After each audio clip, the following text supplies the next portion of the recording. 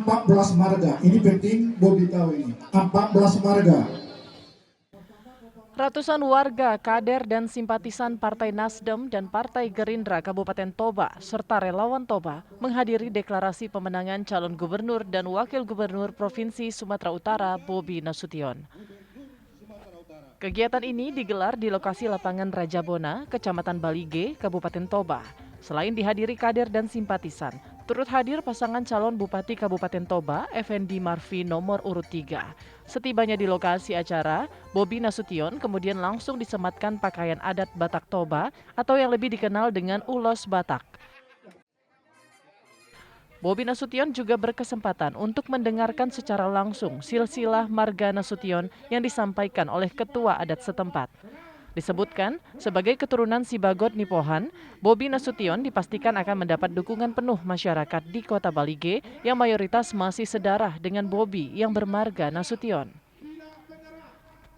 Sementara itu, calon Bupati Effendi Napitupulu menyebutkan akan memperjuangkan dan berkomitmen memenangkan Bobi Surya melalui dukungan Partai Nasdem beserta kadernya.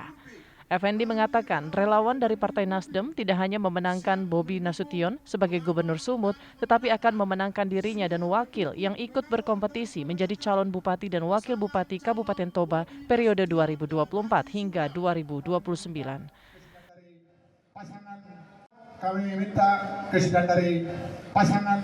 Harapan kita, pilihlah pemimpin yang memang kita bisa ajak duduk bersama, berdiskusi, dan mendengarkan saran dan masukan dari masyarakat untuk kepentingan pembangunan Toba ke arah yang lebih baik. Juga pemilihan Gubernur Sumatera Utara, kita pilihlah pemimpin kita yang memang kita bisa dekat, kita bisa diskusi, dan menyampaikan seluruh saran pendapat dari seluruh daerah yang ada di Sumatera Utara.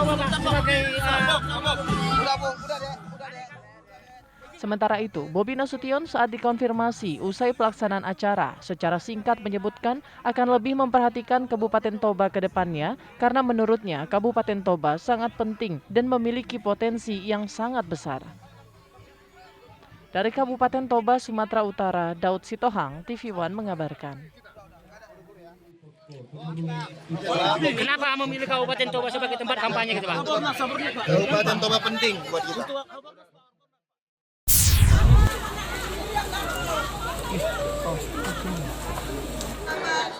Calon Gubernur Sumatera Utara Bobi Nasution hadiri kegiatan Maulid Nabi di Jalan Pondok Bambu, Desa Bandar Labuhan, Tanjung Morawa, Deli Serdang, Sumatera Utara.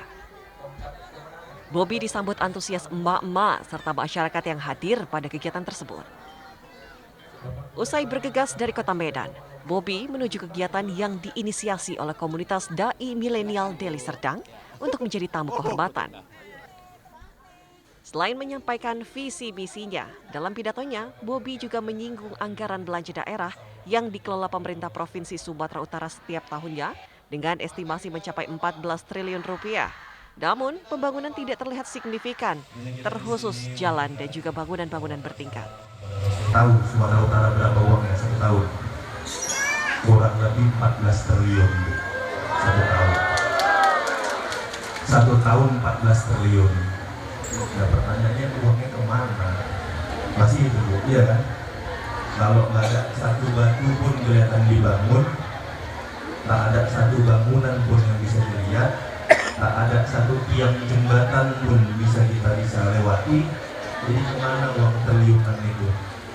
Ya masih mending lah Bu Medan, kalau katanya ya Medan belum selesai dibangun satu, udah dibangun lagi yang lain. Belum selesai satu, udah dibangun yang lain. Kita di sini. Tensi panas antara mantan dua orang yang sempat berkuasa di Sumatera Utara, Bobi, mantan wali kota Medan, dan Edi Rahmayadi selaku mantan Gubernur Sumatera Utara terus tersaji dalam kampanye pemilu kada Provinsi Sumatera Utara 2024. Saling sindir program saat menjabat, baik gagal maupun berhasil, menjadi topik utama untuk meraup hati masyarakat. Dari Deli Serdang, Sumatera Utara, Ahmad Sukri, TV One mengabarkan. Ya silakan, Bu. Dewan Pimpinan Daerah DPD Partai Demokrasi Indonesia Perjuangan Sumatera Utara menggelar rapat kerja daerah khusus bersama seluruh calon kepala daerah dan pengurus PDIP se-Sumatera Utara di Kota Medan, Sumatera Utara. Rakerdasus DPD PDI Perjuangan ini langsung dihadiri oleh Sekretaris Jenderal PDI Perjuangan Hasto Kristianto. Terlihat juga calon gubernur dan calon wakil gubernur Sumatera Utara usungan PDI Perjuangan, Edi Rahmayadi dan Hasan Basri Sagala. Menurut Hasto, PDIP akan mengambil tindakan tegas kepada para kader partai yang tidak mendukung calon gubernur dan calon wakil gubernur Sumatera Utara Edi Rahmayadi dan Hasan Basri Sagala. Hari ini masih ada DPC yang bahkan dia ketuanya sendiri tapi tidak mendukung Edi Rahmayadi. Kalau seperti itu akan kita pecah. Ya, partai akan memberikan sanksi pemecatan bagi mereka yang tidak berdisiplin. Ini adalah momentum terakhir.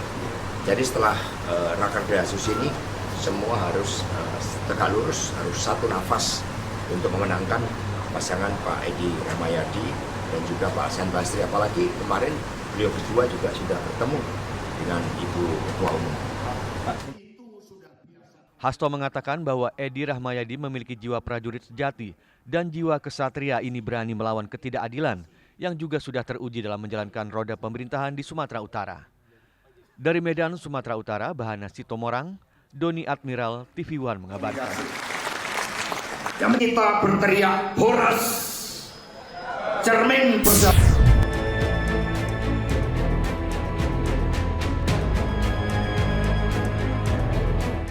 Komisi Pemilihan Umum Provinsi Sumatera Utara sudah menetapkan 2 pasangan calon gubernur dan wakil gubernur Sumatera Utara. Mereka adalah pasangan Bobi Nasution Surya dan pasangan Edi Rahmayadi Hasan Basri Sagala. Pasangan Bobi Surya diusung oleh 10 partai politik, yakni Partai Gerindra, Golkar, Nasdem, Demokrat, PAN, PKB, PKS, Perindo, P3, dan PSI. Banyaknya dukungan dari partai politik, Bobi Surya memiliki 74 dari 100 kursi di DPRD Sumatera Utara. Sementara itu, pasangan Edi Rahmayadi Hasan Basri Sagala diusung 6 partai politik, yakni PDI Perjuangan, Hanura, Partai Buruh, Partai Gelora, Partai Umat, dan PKN. Pasangan ini didukung 26 dari 100 kursi di DPRD Sumatera Utara. Lalu, bagaimana kekuatan 2 pasangan calon gubernur dan wakil gubernur ini bertarung di Pilkada Sumut? Menurut analis politik Karim Suryadi, keduanya memiliki kekuatan dan karakter masing-masing. Bobi Nasution didukung oleh banyak partai dan juga didukung oleh Joko Widodo. Sementara Edi Rahmayadi juga tak bisa dianggap remeh. Statusnya sebagai petahana tentu memiliki kekuatan dan basis pemilih yang kuat. Basis yang berbeda antara Edi Rahmayadi dengan Bobi Nasution. Saya lebih melihat Bobi itu kan sebagai pendatang baru yang punya kekuatan politik lebih sebagai rembulan yang mendapatkan pancaran kekuatan politik Jokowi gitu ya. Nah, apabila sinar yang dipancarkan oleh Jokowi meredup, saya yakin dia juga akan meredup. Tidak hanya dengan Edi Rahmayadi yang punya kekuatan binar politiknya sendiri. Jadi menurut saya kekuatan politik Bobi Nasution itu sangat temporal dan akan sangat bergantung kepada bagaimana pasokan kekuatan dukungan dari Jokowi. Jadi menurut saya preferensinya bergantung kepada apakah dia akan menyukai Jokowi ada di sana atau masyarakat akan menolak fotokopinya Jokowi di Sumatera Utara. Saat ini baik Bobi maupun Edi Rahmayadi bersama pasangannya masing-masing tengah gencar melakukan kampanye untuk meraih simpati warga. Beragam program dan janji-janji politik diumbar demi memenangkan dan menjadi orang nomor 1 di Sumatera Utara.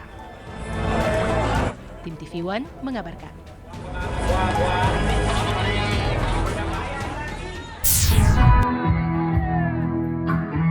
Ya Allah ya Rabb, jangan kau cabut nyawa kami sebelum kau berikan kami. Tuhan yang Maha Esa, di mana aku memuja dengan segala doa.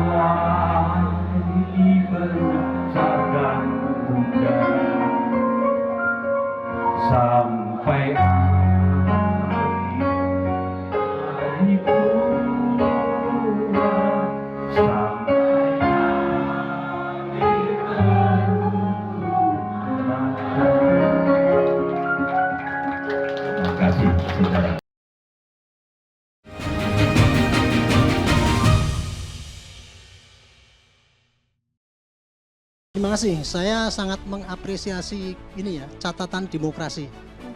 Menurut saya ini acara yang paling bagus. Karena apa? Melihat data-data di lapangan, melihat blunder-blunder di lapangan, dan sekarang ada solusinya.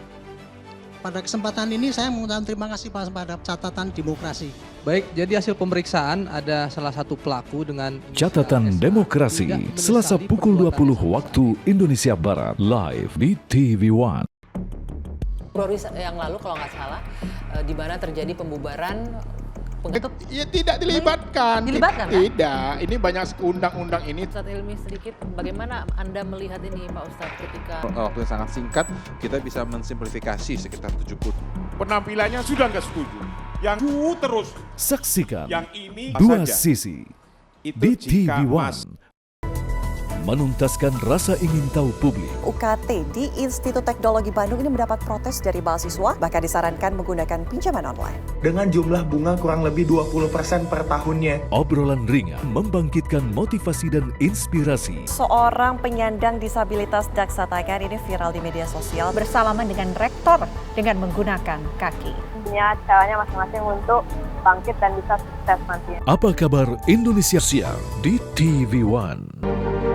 Hampir 15 sebelum pemilu itu puncak-puncaknya harga beras. Sekarang ini sebetulnya transisi untuk dari naik sudah turun. Bulog mendapatkan penugasan dari pemerintah untuk mengelola cadangan beras pemerintah. Nomor 1, kita mengutamakan produksi dalam negeri. Kemarin sekitar 1 bulan lalu ya, kita berikan untuk pasar induk beras Cipinang gelontoran 50.000 ton langsung. Saksikan Indonesia Business Forum live di TV One.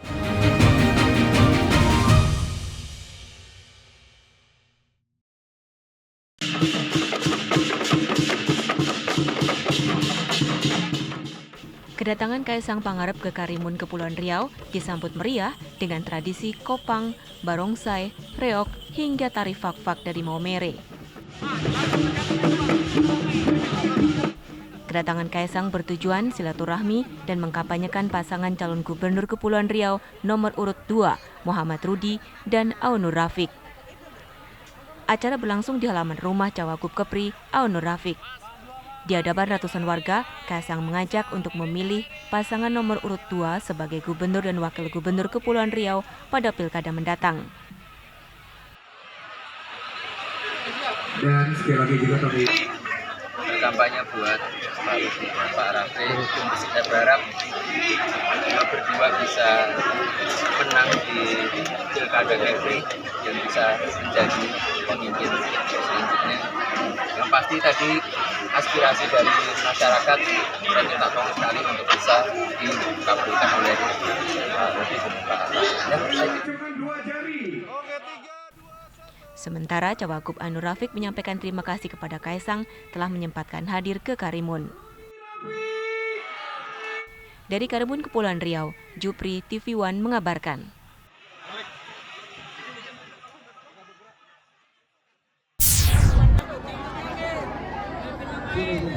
Potongan video yang memperlihatkan salah seorang calon wali kota Prabu Muli atas nama Cak Arlan sedang memamerkan dan memperkenalkan istrinya pada saat kampanye viral di media sosial. Dalam video tersebut, dengan bangga Cak Arlan memperkenalkan keempat istrinya kepada masyarakat dan pendukungnya di atas panggung saat sedang berkampanye di Sungai Medang, Kota Prabu Muli. Menurut Cak Arlan, kehadiran keempat istrinya akan membantunya dalam memperjuangkan hak-hak perempuan jika terpilih menjadi wali kota. Meski memiliki 4 orang istri, namun Cak Arlan mengaku bertanggung jawab dunia akhirat terhadap mereka. Ini yang cacat munafik. Kalau Cak bertanggung jawab dunia dan akhirat. Jadi, bapak-bapak, ibu-ibu, maksud Cak jangan mudah digoreng uang. Ibu-ibu lemak pula. Kalau nak minta baju gamis, minta yang nomor 1. Nak minta tas, minta yang nomor 2. Nak sepatu, minta yang nomor 3. Apa lagi? Minta yang nomor 4. Berpasangan dengan Franky Nasril dan diusung Partai Gerindra, Cak Arlan optimis akan mampu memenangkan Pilkada Kota Prabu Muli. Di usianya yang ke-49 tahun, Cak Arlan saat ini tercatat tengah menempuh pendidikan ilmu hukum di Universitas Sakyakirti, Palembang tahun 2023-2024. Sebagai seorang pengusaha, Cak Arlan juga aktif di organisasi Himpunan Kerukunan Tani Indonesia (HKTI). Dari Prabu Muli, Sumatera Selatan, Ahmad Yudiansyah, TV One mengabarkan. Janji bocah, bapak-bapak, ibu-ibu ya. Jadi itu baik, tak sampaikan. Calon Wakil Bupati Langkat nomor urut 2, Adli Tama Hidayat Sembiring, melakukan belusukan ke pasar mingguan yang ada di Kecamatan Batang Serangan, Kabupaten Langkat, Sumatera Utara. Setibanya di lokasi, Adli langsung berkeliling menghampiri sejumlah pedagang untuk menyapa dan melakukan dialog. Kedatangan Adli juga dimanfaatkan para pedagang dan pengunjung pasar untuk berfoto bersama dan menyampaikan sejumlah aspirasi. Salah satu yang banyak dikeluhkan warga adalah masalah infrastruktur yang berdampak terhadap perekonomian warga dan pedagang. Warga berharap perbaikan infrastruktur jalan di wilayah Langkat bisa menjadi prioritas utama jika paslon Iskandar Sugito dan Adli Tama Hidayat Sembiring berhasil memenangkan Pilgub Langkat bulan depan. Warga menilai perbaikan infrastruktur bisa mempercepat roda ekonomi masyarakat yang ada di Kecamatan Batang Serangan. Selain berdialog dengan warga, Adli juga sempat berdialog dengan salah seorang turis mancanegara asal Spanyol. Kesempatan itu pun ia gunakan untuk mempromosikan objek wisata Tangkahan. Dari Langkat, Sumatera Utara, Taufik Hidayat, TV One mengabarkan.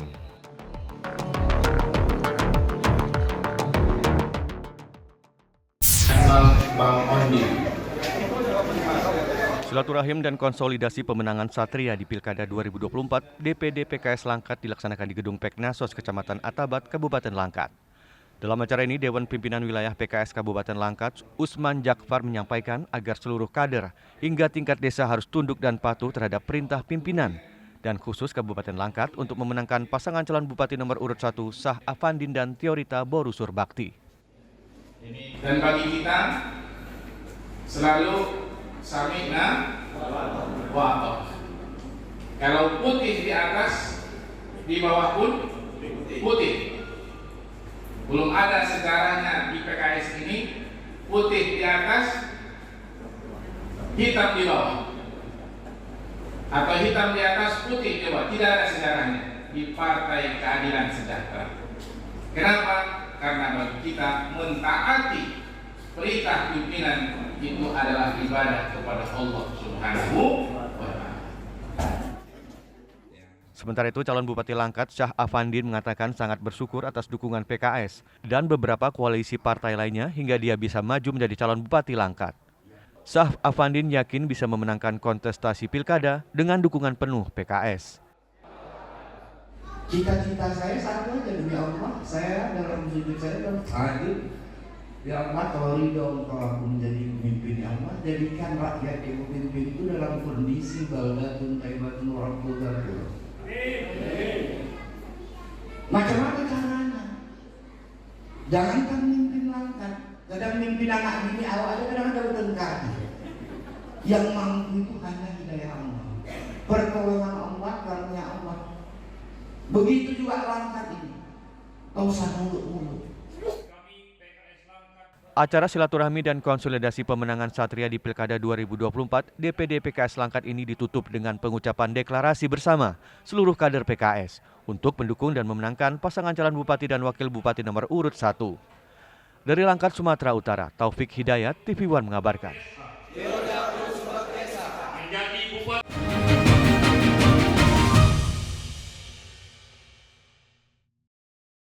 Terima kasih. Saya sangat mengapresiasi ini ya, catatan demokrasi. Menurut saya ini acara yang paling bagus. Karena apa? Melihat data-data di lapangan, melihat blunder-blunder di lapangan, dan sekarang ada solusinya. Pada kesempatan ini saya mengucapkan terima kasih pada catatan demokrasi. Baik, jadi hasil pemeriksaan ada salah satu pelaku dengan Catatan Demokrasi, Selasa pukul 20 waktu Indonesia Barat, live di TV One. Membedah informasi dengan ketajaman analisa. Bagaimana konfigurasi atau prediksi konfigurasi nantinya di Senayan. Bang Erwin? Kita ingin menjaga demokrasi itu untuk kepentingan bersama. Dan insya Allah Golkar akan berada di depan untuk itu. Menghadirkan pandangan para pengamat dan ahli. Menjaga demokrasi itu merupakan hal yang paling penting, Bang Emrus. Bukankah kita lebih mengedepankan musyawarah mufakat untuk kepentingan rakyat? Apa kabar Indonesia Malam di TV One? Sebelum ide ini dilepas ke publik ya, sebaiknya beliau itu menemui tokoh-tokoh puncak dari atau majelis-majelis agama. Ketika ada ide tentang KUA ini akan diberikan suatu keleluasaan untuk ke umat yang lain, sangat baik sekali. Semakin banyak ruang yang didesain sengaja untuk orang bertemu yang berbeda agama. Catatan Demokrasi, Selasa pukul 20 waktu Indonesia Barat, live di TV One.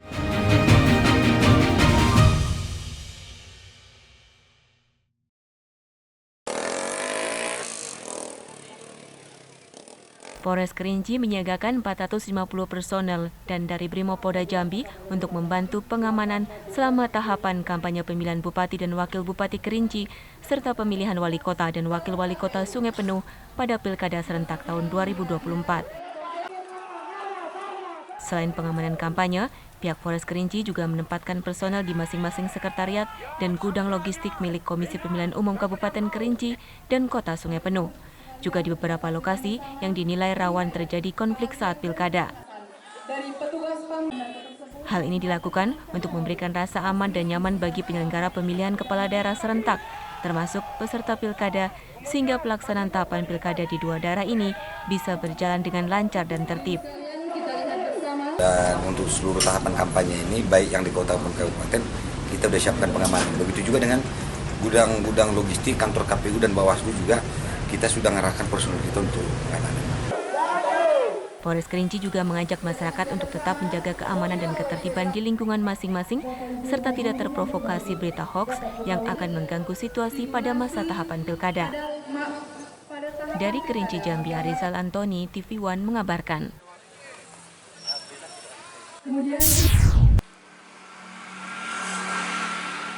Jelang pelaksanaan pilkada serentak pada 27 November mendatang, berdasarkan laporan dari masyarakat, Bawaslu Kota Sungai Penuh menemukan 2 kasus dugaan ketidaknetralan ASN. Kasus yang dilaporkan masyarakat yaitu seorang kepala dinas berfoto dengan menggunakan simbol dukungan kepada salah satu paslon wali kota dan wakil wali kota Sungai Penuh. Selain itu, Bawaslu juga melakukan penelusuran dan pemeriksaan terkait ASN yang berfoto menggunakan tibon dukungan kepada salah satu pasangan calon. Koordinat Penanganan Pelanggaran dan Penyelesaian Sengketa P3S Bawaslu Kota Sungai Penuh, Iin Rudiansyah mengatakan, berdasarkan laporan tersebut, Bawaslu Kota Sungai Penuh telah memanggil dan melakukan pemeriksaan kepada seorang kepala dinas dan ASN yang berfoto menggunakan tibon dukungan kepada salah satu pasangan calon wali kota dan wakil wali kota. Saat ini kami lagi menangani ada 2 kasus ya, dugaan pelanggaran. Yang pertama, kami mendapatkan dalam bentuk informasi awal, dan hal itu kami lakukan dalam bentuk penelusuran atas informasi awal tersebut, yaitu berkaitan dengan netralitas ASN yang memposting dalam bentuk poster atau tibon salah satu paslon. Yang kedua, kami sudah menerima laporan beberapa hari yang lewat berkaitan dengan netralitas ASN juga salah satu pejabat di Kota Sungai Penuh. Sementara Bawaslu juga mengimbau masyarakat untuk melaporkan jika menemukan ASN yang melakukan pelanggaran dalam tahapan pilkada. Dari Kota Sungai Penuh Jambi, Arizal Antoni, TV One mengabarkan.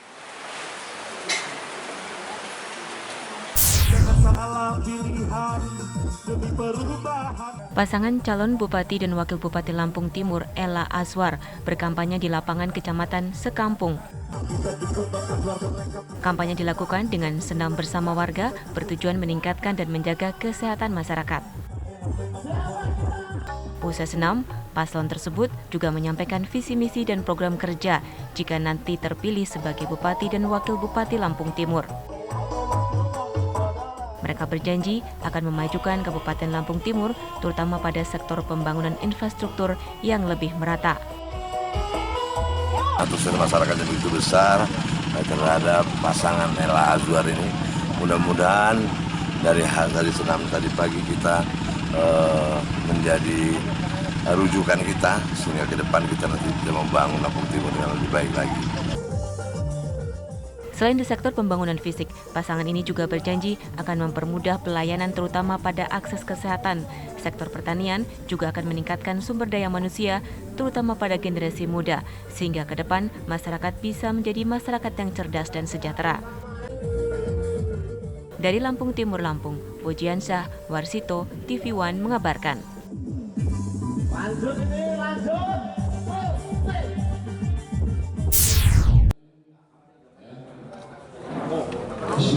Diduga telah melanggar aturan kampanye. Pemilihan kepala daerah di Kabupaten Lampung Selatan berlangsung panas. Dua pasangan calon yang berkompetisi saling melapor ke Bawaslu terkait adanya dugaan pelanggaran pemilu. Keduanya masing-masing membawa alat bukti pelanggaran kampanye untuk diserahkan ke Bawaslu. Tim hukum pasangan calon Bupati dan Wakil Bupati Lampung Selatan, Nanang Ermanto Antoni Imam, melaporkan paslon nomor urut 2, Radityo Egi Saiful, terkait adanya dugaan pelanggaran kampanye berkedok pasar murah. Dalam kegiatan tersebut, paslon nomor urut 2 kedapatan membagikan produk pangan olahan minyak goreng tanpa merek yang diduga ilegal. Sedangkan tim hukum paslon nomor urut 2, Radityo Egi Saiful, melaporkan paslon nomor urut 1, Nanang Ermanto Antoni Imam ke Bawaslu terkait dugaan keterlibatan 3 kepala desa yang tidak netral. 3 kepala desa yang diadukan ke Bawaslu kedapatan berfoto bersama dengan istri calon nomor urut 1 sembari berpose pilih nomor 1. Mendapat laporan dari kedua calon bupati dan wakil bupati, Bawaslu Kabupaten Lampung Selatan akan melakukan pemeriksaan berkas yang diajukan dari masing-masing kuasa hukum. Bawaslu belum dapat menyimpulkan apakah berkas laporan dari kedua calon memenuhi unsur pelanggaran atau tidak. Sesuai dengan mekanismenya, ya nanti kami akan lakukan kajian awal terlebih dahulu untuk mengetahui keterpenuhan syarat formil dan materialnya. Itu nanti yang akan diputuskan oleh pleno pimpinan. Berapa lama prosesnya? Pleno setelah kajian itu 2 hari. Menurut hemat kami udah pelanggaran serius. Kedua belah pihak ini berharap Bawaslu bisa menindaklanjuti laporan mereka. Dari Lampung Selatan Lampung, Pujiansyah, TV One mengabarkan.